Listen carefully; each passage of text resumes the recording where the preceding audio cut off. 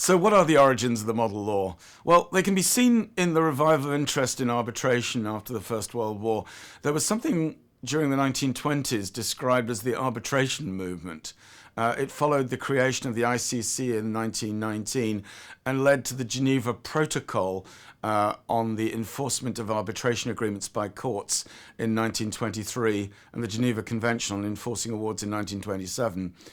Probably equally influential were the yearbooks of commercial arbitration created by Arthur Nussbaum in Berlin in the 20s and 30s. However, it was really only in the late 1950s that we see momentum towards the unification of arbitration.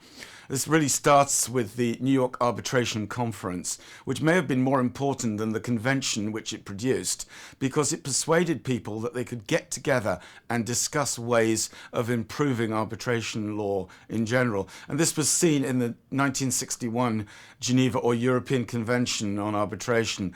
That convention goes further than New York.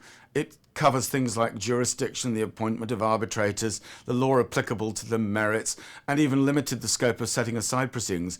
But the first sign of trouble on the unification movement came with the fact that Switzerland and the United Kingdom, two of the three largest arbitration countries in Europe, both refused to ratify the convention.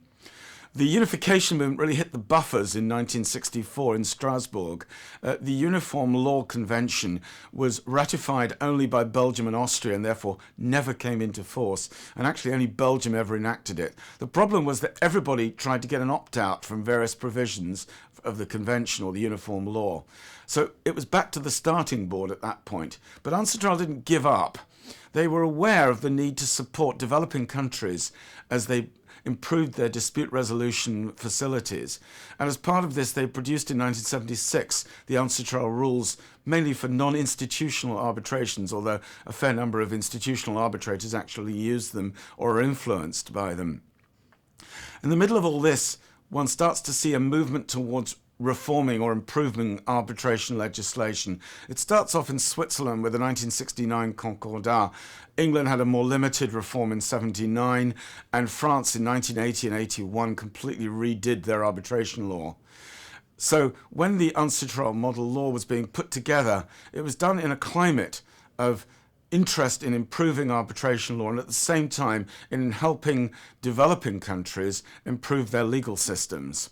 And it's against that background that one sees the UNCITRAL model law being put together, both as an off-the-shelf arbitration statute for countries that don't have them or didn't have modern arbitration laws, and as at the same time a contribution to the ongoing discussions on the improvement of arbitration.